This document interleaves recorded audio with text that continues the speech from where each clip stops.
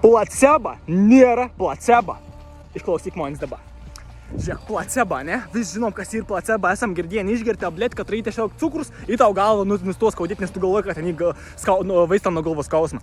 Placebo yra tikėjams toks stiprus, kad leid tau išmanifestuoti ir leid tavo galiom, kad į taip tu jau dabar turi atsiverti. Nes kam esmė, tau nereik taro kortų. Tau nereik bet kokį įrankiaus, bet kokias technikas, tau nereik meditacijų, tau nereik nieko, kad tu susijungtum su aukštesniu aš, kad tu susijungtum su visatas energija. Tai yra viskas tas, kas yra. Ir tu esi viskas tas, kas yra. Tau nereik jokių įrankių. Tu jau dabar turi, ko tau reikia. Tu jau dabar esi vertas ir verta viską patirti ir padaryti. Tu jau dabar gali levituoti, tu jau dabar gali judinti daiktus savo mintimis. Tu jau dabar gali pakeisti formą iš žmogaus į kokį nors kitą. Kam esmė? Kad viskas yra čia mūsų įsitikinim sistemoje. Ir jeigu mes ant tiek stipriai įtikam, tai tam mūsų realybė. Taip veikia placebo.